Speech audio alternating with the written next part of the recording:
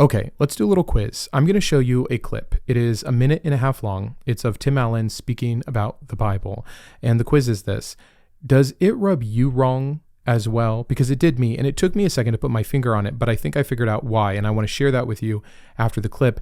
And the second part of the quiz here, can you spot everything that's wrong with this clip? Everything that he says, do you understand why that is incorrect or smuggling in something that shouldn't exist there? Because that's what part of these Tuesday reaction videos are about. It is about someone, myself, who is not perfect, who does not know everything, but who has been doing this long enough and is far enough in their deconstruction and deconversion that they can spot these little lies. And I want to help you be able to as well. I want to help you turn on that critical thinking part of your brain, and not just to accept this with all of the emotion and the supposed intellectual weight that it carries. So after I show you the clip, we are going to go line by line and dissect it. Here we go. The Bible is not what I thought it was.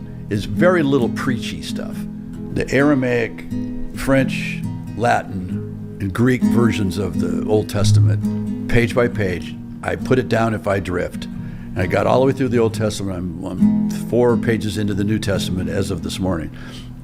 Reading it as a scientist is what 2 guys told me, a priest and a rabbi. EXE, let the words come to you. Do not look for meaning. It will come to you. And all of that it's been life-changing. It's stories you'll derive, it's mostly the Torah is about law. Mm-hmm. Law and consequence and all this. And the book of Job is the one that affected me most. And even in this version, they're not sure where that was even written. It might have been written way before the Old Testament. This whole story about a guy who asked the emanation, "Why are you so mean to me?" The emanation very rarely talks to humans because it's like speaking to an ant. You can't understand anything it says. And it said, listen, do you understand why the waves stop at the shore? Probably not. Do you understand why birds fly at a certain time of day but not others? No. Part of the planet is frozen solid do you know the stars all move in the same direction? Do you know any of that? You weren't here when I started it. You weren't here when I created this.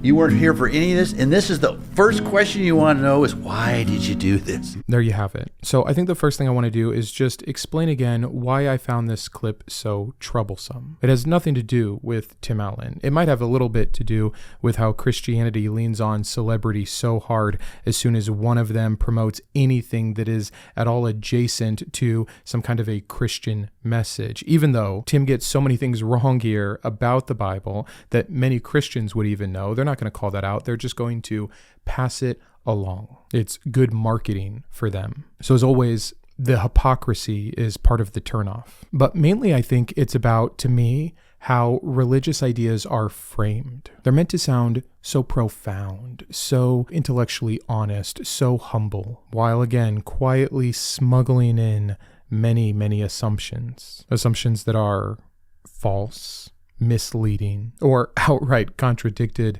by the text itself. But clips like this work because they lower the bar. Hey, I'm just reading it. I'm not interpreting it. Because they borrow authority. Well, a rabbi and a priest told me. Because they appeal to awe instead of boring evidence. Because they try to redefine confusion as depth. That is like the number one thing that has been driving me nuts lately. We have something that is obviously broken. It doesn't make sense. It doesn't add up. It has mutually exclusive claims in it. And instead of saying, well, this is how we can know it's not from a God or shouldn't be a reliable indicator about the religion, we just say, oh, the vagueness, the abstract, the mystery, something we do for nothing else. And then on top of all of that, it tries to turn submission, the idea of giving it up, of you're not going to ever be smart enough to understand anyways, into some kind of virtue, into some semblance of wisdom. It is not intellectual maturity to surrender your critical thinking faculties like this. And on top of all of that, again,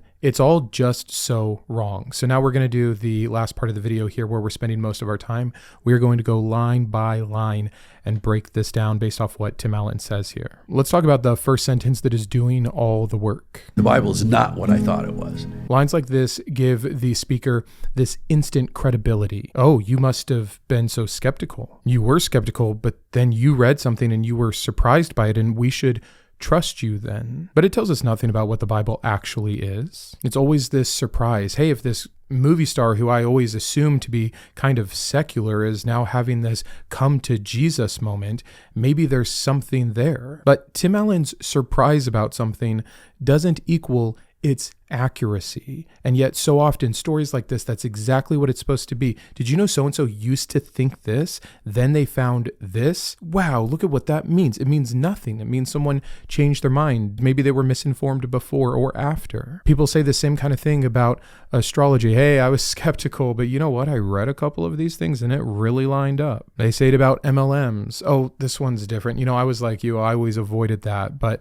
what I saw was X, and so we're just supposed to grant Y. Pseudoscience, cults of various types, they all do this same kind of thing. This little push away to gain credence and credibility. And again, I get it's an interview with Tim Allen, so, you know, the question is, well, what do you think about this? But when it comes to a religion like this that is based around a truth claim, your doubter, your new believer, your potential convert, your skeptic, whatever, needs to be asking the right kinds of questions when this information gets in front of them.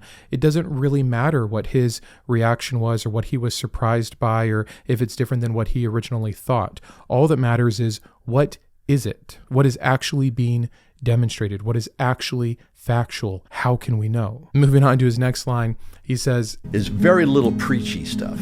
Okay, so in his mind, you know, he'd always thought about the Bible. Maybe he'd never read it all the way through. He just thought it was a bunch of rules, a bunch of do nots and thou shalls, and it's just preachy. But he's saying, no, he was wrong about that. Was he? There's like 1,700 directives in the Bible. Now, it's a big book. It's 800,000 words, but 1,700 directives means that it's preachy. 613 commandments in the Old Testament. He even goes on to say most of it's the Torah. The Torah is the law. Giving laws and commands and threats is preachy. And then you get to the New Testament, it's well over 1,000. Do this, be this, don't do this, don't be this, don't think this. All of which are attached to the biggest possible consequence that anybody could ever have, ever. If this book isn't preachy, then the word preachy doesn't mean anything. I don't have that much else to say about it. It's just demonstrably false. It is a book full of commands, threats, laws, ritual instructions, moral pronouncements, divine ultimatums, and salvation requirements, which, by the way, almost everything I just listed there is found with multiple iterations that don't work with each other. Things that contradict each other, like a law in the Old Testament given by Yahweh that is reversed in the New Testament by Yahweh in human flesh Jesus. Something that is said must happen for the forgiveness of sins. No, not really. And a billion other examples. I mean, we've done enough videos about the inconsistencies of the Bible here, but it's not even preachy in a useful way. It's preachy in such a confusing way that it becomes almost entirely meaningless and worthless as some kind of a moral compass. I say it all the time, but if you don't believe me, line up 100 Christians and ask them any and every moral question that you want and have them base their answer biblically, and you will see just how quickly they do not agree because there isn't agreement, there isn't consensus. Trying to reframe preachy as ancient wisdom, which I think is kind of what he's alluding to here, especially as he's about to get into the book of Job, that it's just poetry. It's just about understanding something greater. No, the vast majority of the Bible is absolutely filled with law and consequence, as he even admits here in a minute. But before he does, he's going to spout out a bunch of languages as if that means anything. The Aramaic, French, Latin, and Greek versions of the Old Testament, page by page. Which sounds scholarly, and I'm willing to be corrected here. From my understanding, this seems very confused. Like, is he trying to say that he's read the Old Testament in each of these languages? Surely that can't be it. Like, what is he trying to allude to here other than some credit of scholarship, some appeal to authority? Hebrew is the primary in the Old Testament. You have a little bit of Aramaic. I think it's Ezra and Daniel are the two books. Yeah, there's a Greek translation, which is the Septuagint, which exposes many problems, by the way, not solutions to the consistency of the Bible. And French and Latin are much later. They're earlier in terms of which translations came next. Yeah, it's before you get an Old Testament version in Somali. But like, what was the point of mentioning that? But I see people do this all the time. They just brag about like all the translations or versions or commentaries of the Bible that they're reading. Cool. There's a ton of versions, a lot of which don't agree with each other and are mutually exclusive to one another. Like somehow I think when someone does this, they think they're conveying some kind of unity, some kind of agreement, but it's creating a false harmony that doesn't exist. The real reasons behind many of the different interpretations that we have only highlight error and issue, not unity. You can read Harry Potter in as many languages as you want. It doesn't make the events any more true. And it's fine. This is what you do. It's like a devotional reading, but then you can't dress it up as academic. That, I think, is my issue there. Like, I absolutely love many great pieces of Russian and Irish literature. Those are like the two things that I read the most in my own free time. Now, I don't know some of these original languages, but I do try to read as many interpretations as I can, and it's really interesting to read something like the Brothers Karamazov in 2 or 3 different translations. That's me being a fan and wanting to see, well, if you dress it like this, if you interpret it like that, if the wording is done from someone that understands the language with this purview, then what does that do to the meaning? How does it change this particular scene?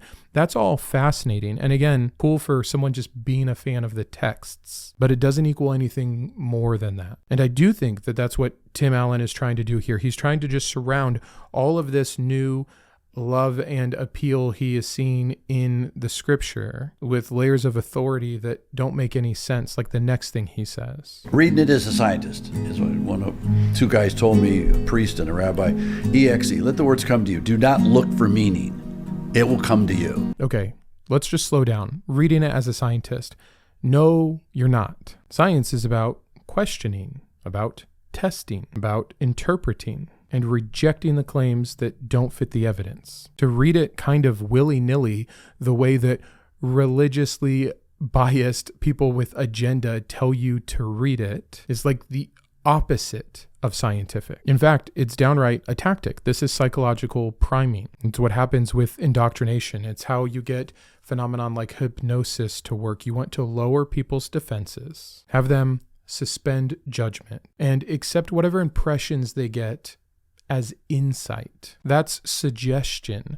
Now, like, it's nuanced here because I can understand the advice of like, hey, go in blind, don't have a bias would be a better way to say it. Try to read this as objectively as you can, not someone who wants Christianity to be true or someone that's trying to prove it wrong. Like, I get both angles of that. Let the text be the text. But again, that's that scientific approach, because then you are going to match it up to the truth claims when it makes one and say, well, can we know that?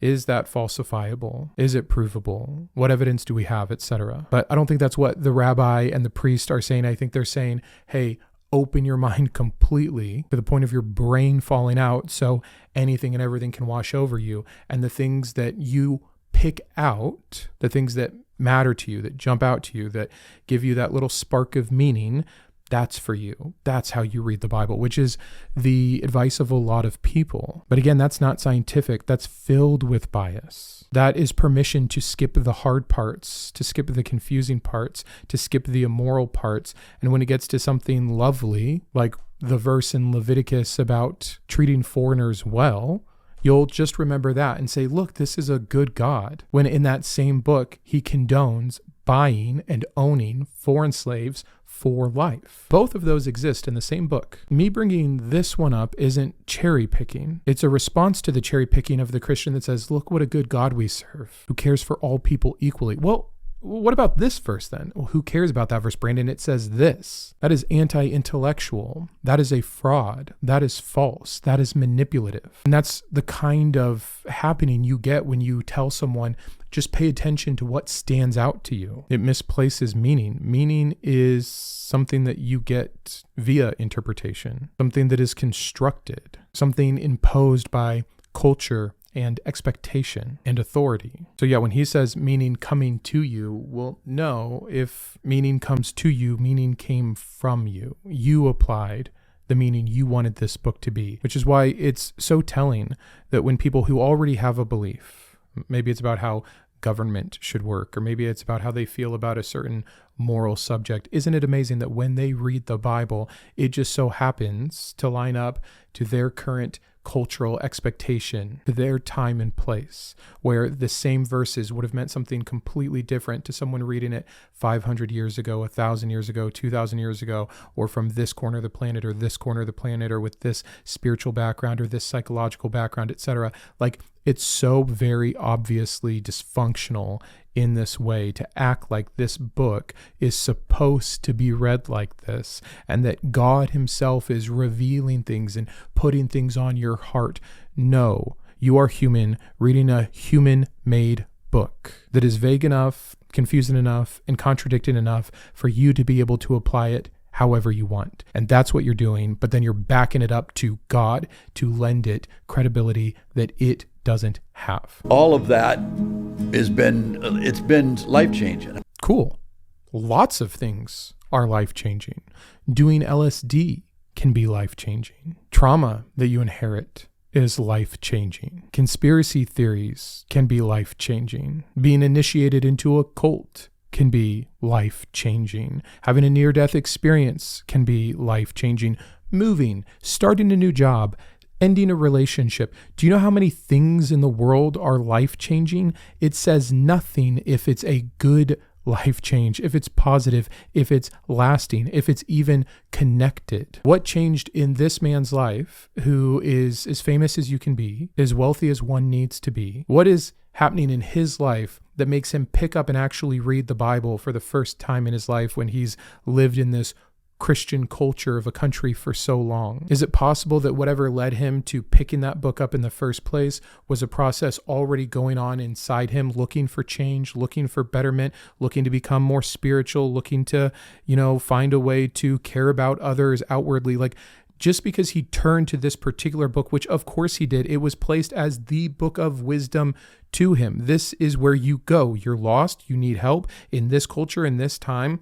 We recommend the Bible. He just as easily could have grown up in some Muslim country and be handed a Quran and be saying the exact same thing. We're all just being religiously exploited of our deep desire for meaning, our want for cosmic importance and a narrative and an agent and intentionality in all of this. He then moves on to one of the first true things he has said. Mostly the Torah is about law. Mm-hmm. Law and consequence and all this. The Torah is 25%. Those 5 books out of 66 books makes up 25% of the words in the entire Bible. So 25% in the Torah, then you have like another 50% in the rest of the Old Testament, and then the New Testament is the other 25%. So again, hilarious that he said it's not preachy, when from what he has read so far, the vast majority is absolutely preachy. Technically, he says law and consequence. And yes, there are consequences, but typically I would think of like law and justice. You have a ton of law, but you have a lot of consequence that is definitely not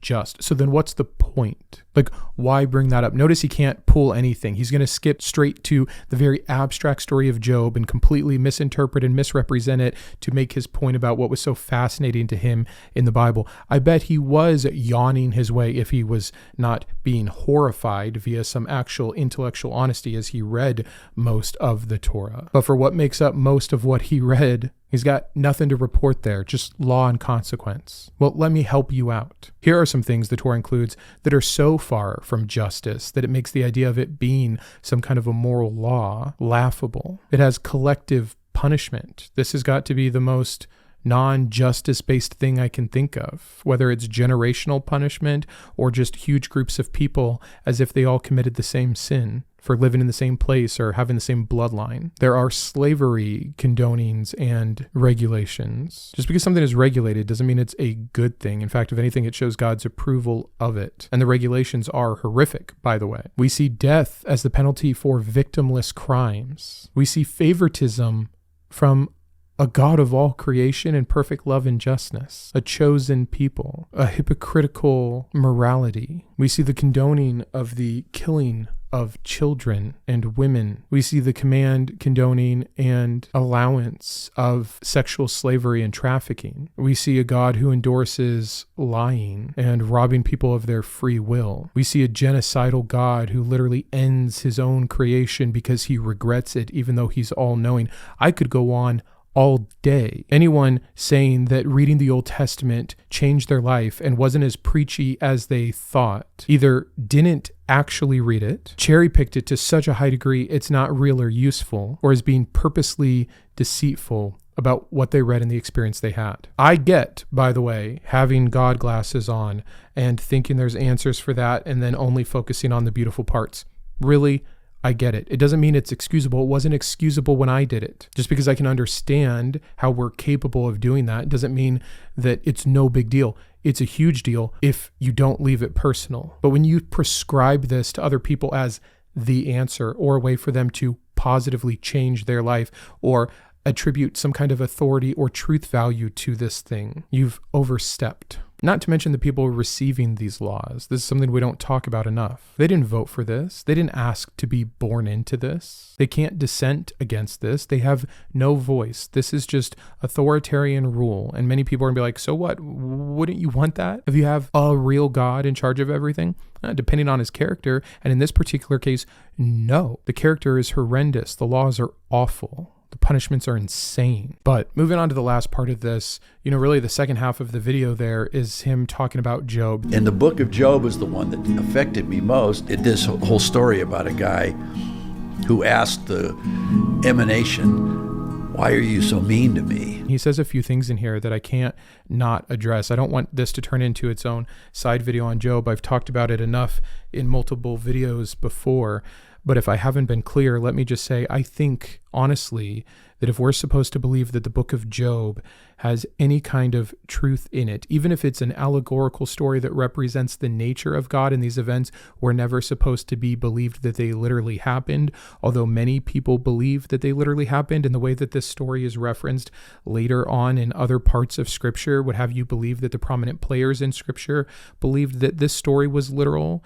It's unbelievably problematic. It's probably the most gross and obvious depiction of God's immorality, of the reason we shouldn't trust him, that he's not consistent, that his word doesn't mean anything. The short version is that the story of Job, even if it is some existential crisis about suffering in the world and meant to be portrayed in a poetic way, depicts a perfect God taking counsel where the sworn enemy, not that it was at this time, the way that Satan, the adversary, the accuser is brought up in this book has him in a very different role than your modern Christian would have him, but they still connect it. So I'm going to, then it has the enemy of us and of God. Inciting God is what God says to do something he didn't need to do to an innocent and righteous man to win a bet. And every excuse you have ever heard or will ever offer for why it was okay for this God to torture Job and murder his children and his workers and everything else that happens to him, any justification you have about, well, these things were replaced or in some cases doubled, is a sick kind of excuse if you would really believe that, if you really knew that God himself gave express permission to your greatest enemy, an entity so much more powerful and cunning than you, to come and to kill all of your children on top of everything else that has happened to you. But don't worry, because if you handle this well enough, God will simply replace them, because that's how we think of children when we have them, that they're just replaceable. No big deal if my 2 kids get in a car accident today and perish. I'll just have 2 more, is a sentence no right-minded person would ever say, and yet it is the one we are supposed to choke down as the apologetic for the story of Job. And that is just one of the many, many, many, many, many, many issues that we get to see about this God, this religion, this system in this book. All of that being said, again, I understand where Tim is coming from. When you get done reading the monotony and the horror of the Torah and you get to a book like Job or Psalms or something that is considered some kind of wisdom literature, it is almost so refreshing to have a story where at least God is being called out or questioned or challenged, or there's some poetry in it, or it's more allegorical in nature, that you can get really excited about it. I used to say that Job was my favorite book. My first tattoo was Job 1:21, which is about accepting the things we cannot change, because who are we to question the God who causes that? So my point being, I get where Tim Allen is coming from, but he's wrong about his synopsis of the book. This isn't about a man questioning why God is so mean to him. Job never questions God's goodness or the fact that God would instill suffering like this. His question is, why to me if I obeyed your commands? Why to me if I was righteous, like we've both agreed I am? Because in the Old Testament, in this day, in anything before the concept of Christ and the twisting into Christianity, you didn't have an afterlife of a reward or punishment system. You only had Sheol. And so the only way that you could be rewarded or punished was physically in this life on this earth now. And so Job is upholding his end of the deal. He is obeying God. He is righteous by God. And yet God does the worst of the worst to him. That is Job's confusion. I might be nitpicking there on the words that he used, but it is a bit of a different idea. And then Job is punished for that curiosity, for that expectation of consistency or truth from the Creator. Something else I wanted to hit on here is when Tim Allen is talking about how the emanation very rarely speaks to humans. Because it's like speaking to an ant. You can't understand anything it says. And this is a very common thing that is put out there all the time when we need to lower the believer, when we need to lower the human down, beat him into the ground of worthlessness in comparison with God. We are as an ant to this God. How much do you want to shoot yourself in your own foot for then the rest of what you claim about this God? Because you don't claim in other parts that we are as ants. We are his desired creation. We are what he built above all the rest. He desires that none of us should be lost and to have a personal relationship with each of us, and that he has a special plan for each of us. Imagine if you had the power to build your own ant colony and you made those same claims.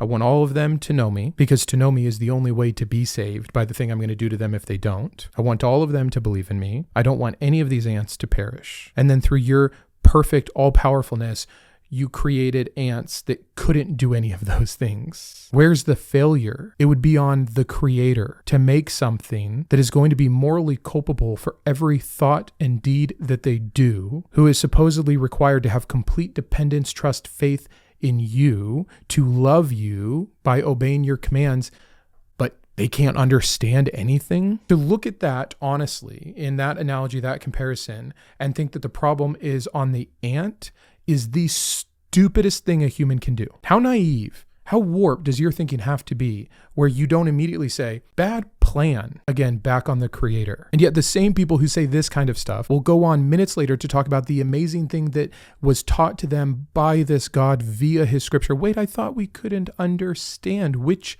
is it? They'll go on to talk about the voice, the still small voice of God that revealed X to them in their quiet time or in a dream to them. They believe stories every single day about God communicating to someone, but then they have the audacity to be like, well, you know this God, he doesn't really talk to people that often because it's like talking to ants. What? How utterly asinine. And then the ending to all of this is him doing his best God impersonator where he says, do you understand why the waves stop at the shore? Probably not. Do you understand why birds fly at a certain time of day but not others? No. You know, part of this planet is frozen solid like it. Do you know the stars all move in the same direction? Do you know any of that? You weren't here when I started it. You weren't here when I created this. You weren't here for any of this. And this is the first question you want to know is, why did you do this? It's that huge long brag we get from God as he is, by the way, not answering Job's question, but instead redirecting his question to being ridiculous because he doesn't understand anything else. And who is he to question someone with so much other authority? Imagine I create this ant colony that is so stupid and can't understand me. And when there's a perfect ant who I promise to bless if he acted this way, but instead I do the exact opposite because I was baited into it by a devil that supposedly I'm so much more powerful and morally good over, then that ant has the audacity to say, hey, wait a second. And I go on a power trip of defense about how stupid the ant is that I made to be stupid and ignorant. That whole diatribe from God, when I started reading it honestly, objectively, without my God glasses on, became, again, one of the most stupid and disgusting things in the entire Bible. And the hilarious part of it is that it doesn't hold up. I am glad that to ancient Job, God was able to get this over on him.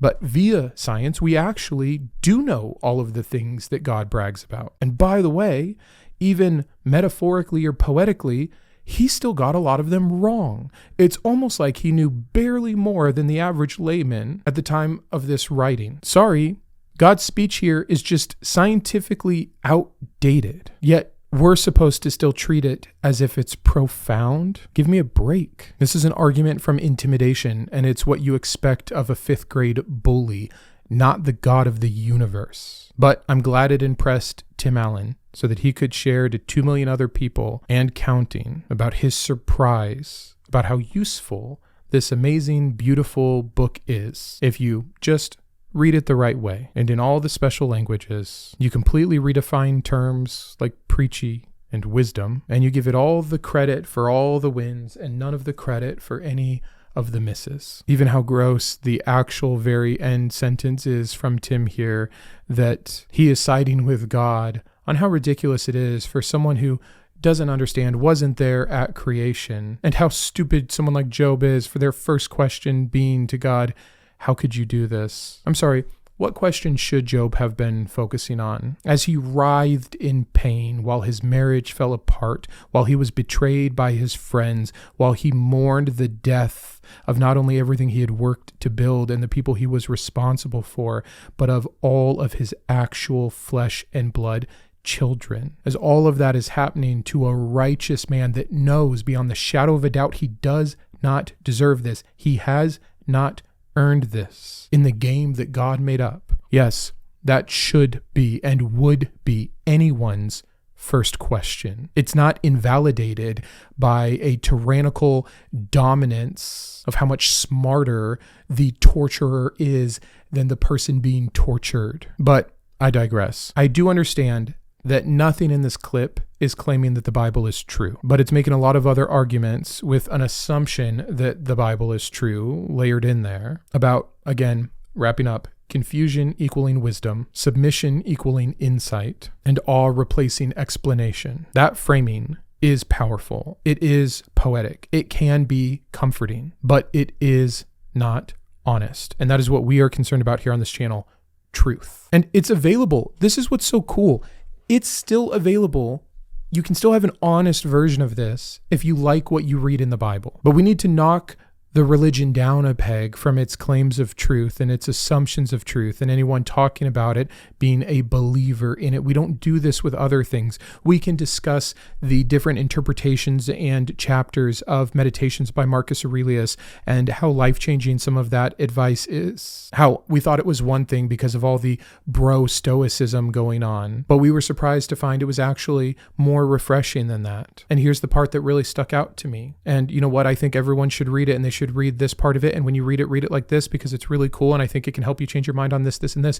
That's all fine. And if I really believe that's all Tim Allen was doing and this conversation wasn't larger about Christianity, if it wasn't being pushed out by online apologists or just Christians in general trying to show the power or truth value of the Bible, then we wouldn't need to talk about this. It could just be what it is. It could be one man's incorrect statements about the book he read or just opinions. But he's stating so many of these things like it's fact about a religion that claims itself to be true and exclusive. And he's not only wrong, he's wrong in a way that's harmful because it's a way that it can be spread. This thing can be propped up. It can be be removed of the responsibility that it has. This religion and the book it's based off of are responsible for so much real harm, not just in our country, but around the world. So until it fades to the corners of forgotten mythology where we can pull back open the ancient story of Job and talk about the pros and cons we see from reading this fictional tale, until it can be presented like that,